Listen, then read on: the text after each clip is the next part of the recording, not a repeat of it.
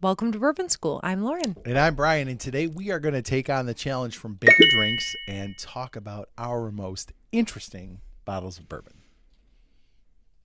Nothing. Stay tuned.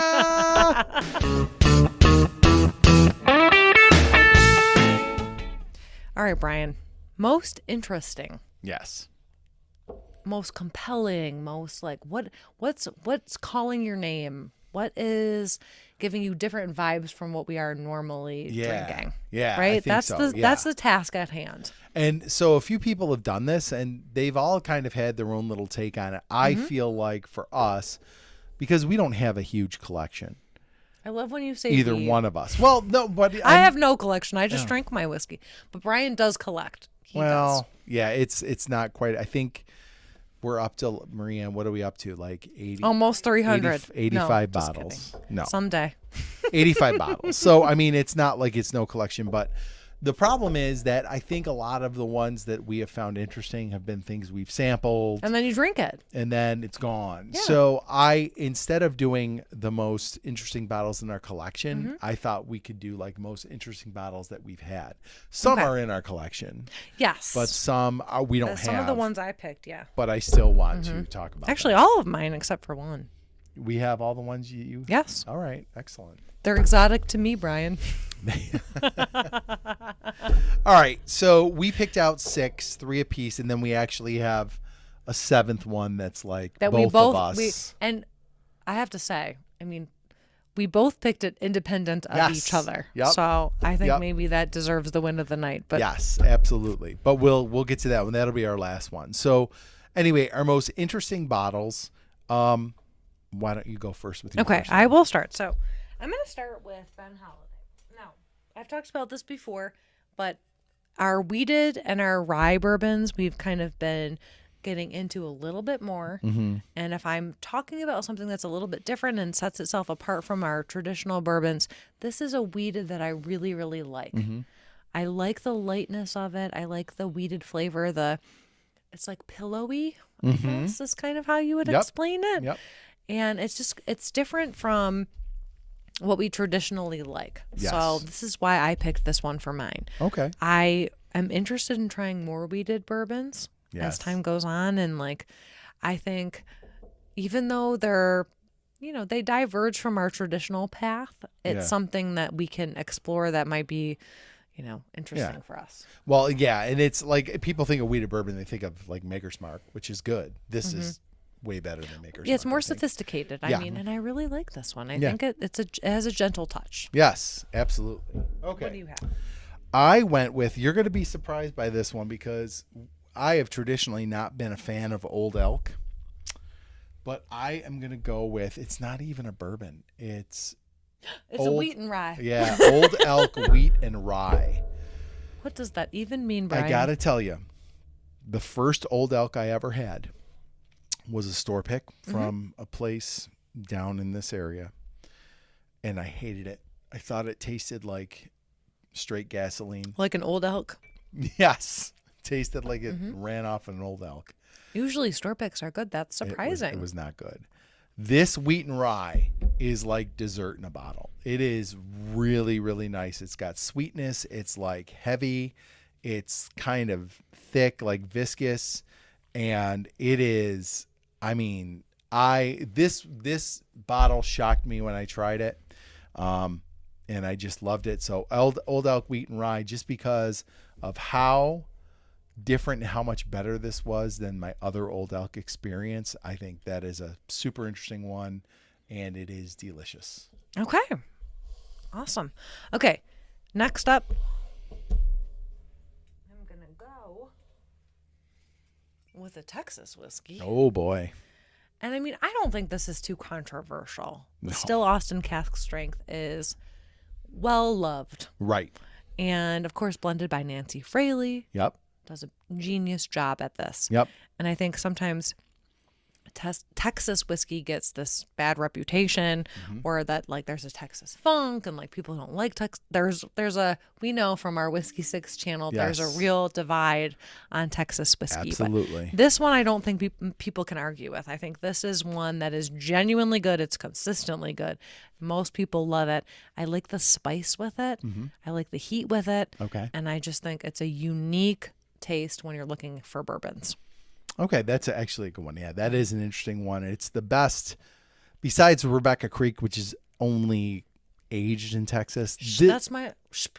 Oh, well, I was just going to say this is the best Texas whiskey we've had for sure. Yeah, absolutely. By far. Okay, what you got? Okay, my next one on my list is... I knew you'd pick this one. This one almost made it on mine. Penelope 9-year. We are a channel. We are three. I don't know. Do you love Penelope? Yeah, we are. We are very three serious people who love Penelope. This is the best Penelope I've had. I think it's the first. Well, it is. I don't think it is the first bottle that they put out since being bought by. Now it's not MGP anymore. It's Ross and Squibb. I roll. But since they've been bought by Ross and Squibb, this is their first bottle, and it was exceptional. This is my backup that I haven't opened yet. I finished the first one. It's so good. Just so much. Are you gonna do a bottle kill video? You have for to. sure. So much depth of flavor. Like it is. Like, I don't think I've had much of like MGP bourbon that is aged like this, and it is really, really good. Just far and away better than any other Penelope I had, and so that is probably one of my favorite pours I've had, and I just think it's a super interesting bottle, and I'm looking forward to more stuff like this from Penelope. Okay, final bottle. I already blew myself in here, but with another Texas product. Oh, for sure. Okay, now this probably won't be maybe not so interesting, but for me it was, because initially I did not get the hype on Rebecca Creek, and we did our tournament. Yep.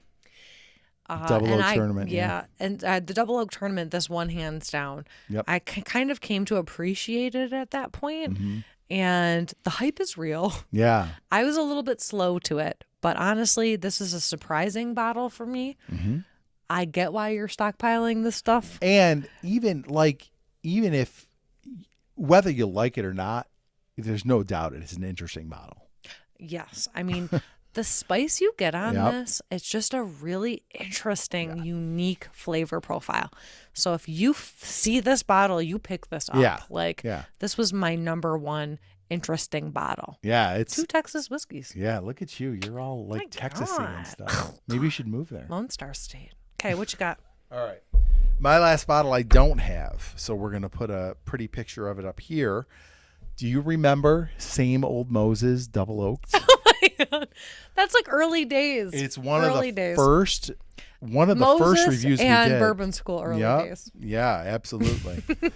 It's one of the first reviews we did. It was sent to us from a viewer, and the name escapes me. It was like ginger snaps.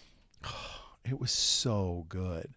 That Same Old Moses Double Oaked, and I think it was before you even liked Double Oaked. I don't know if you appreciated that one, but it was so good. And it was really, I remember thinking how unique it was at the time, because we were really doing intro bourbons. Yes. And when we tasted that one, it was like light years away from a traditional flavor profile. That one, and it's out of, was it Missouri? I think so. I think it was Missouri. And boy, oh boy, was that a good bottle. It was super, super interesting. It had like a long skinny top and like a round, like a bowl looked like bottom. A bell. Yeah, it looked like a bell, yeah. And why do I remember that bottle really well, because it was so good. Yep. And that is one that if we got out to Missouri, I would buy a few of those. Yeah. It was just genuinely unique. I'm gonna maybe tag them in this video. Maybe they'll send us one. But but it was so good. Definitely one of the most interesting bottles that I've had in our time doing this, for sure. All right, our last one. Remember Black Fork Farms? I do. Oh my God. What? I just got a message from Black Fork Farms. Shut up. No way. Marie and I work for Black Fork Farms in South Dakota, and I was just shown your podcast episode you did on Black Fork Farms. I am the David you mentioned in the podcast you had talked to. I just wanted to say thank you for the kind words you and Lauren gave. Oh my gosh. So we did that months ago. Oh, That's really? really we cool. did that like in September. Yeah. Because It was to Nick, recollect. our buddy Nick, Yeah, our let us buddy borrow Nick. the bottles. yes, he brought 3 bottles back. Yup. And he let us try them, and they Okay. were phenomenal. Yes. Like we loved every bottle. There was a bourbon, there was a rye, Yep. there was there a weeded? There were. I think we had. There were 3. A weeded, a rye, and then like a barrel Traditional. proof. Okay, they were so good. They were so good. One was better than the next. They Yes. were all fantastic. Yep. And Brian and I put these lists together separately, and we Yep, both and we both had that one on our put list. Black Fork Yes. Farms on our. Yeah, they So- were.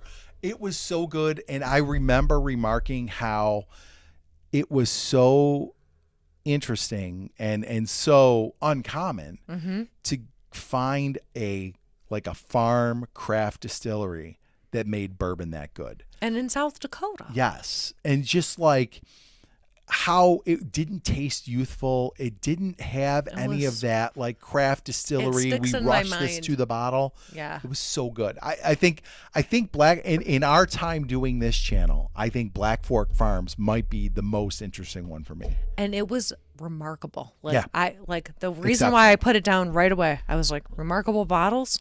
That goes on the list immediately. And I remember not wanting to give those bottles back Yes. to Nick. I Yes. was like, can we keep them?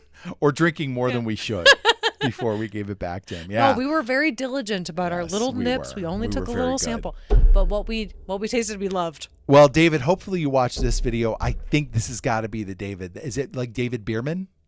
So he just joined Bourbon School Community. You guys should all do that too. But David I messaged Okay, perfect. She's on it. the show. Perfect. So Oh. we're going to see if David wants I to would come love on and to talk about have his that bourbon. bourbon again. Oh Maybe my we could God. get some Some samples and samples. taste them Oh. with them. That would be awesome. So good. But yeah, number one interesting bourbon. So that's really all right. So now comes part of the challenge where we get to challenge somebody else out there. So I am going to go ahead and challenge Nathan from the Everyday Drinker to do the most interesting whiskeys in your collection. How All about right, you? and I'm taking Carlos at Whiskey Corner. All right. So you guys have been challenged. Let's see those videos. If you like this video, please like, subscribe, share, and hit the bell for notifications. So you never miss another episode of Bourbon School. And don't forget to check out the Facebook community, Bourbon School Community. And Our Patreon. Yes, absolutely. We do mystery boxes every Friday and some early access and exclusive content. So go check that out if you're so Check it out. inclined. Yeah, All right. cheers. Cheers, guys.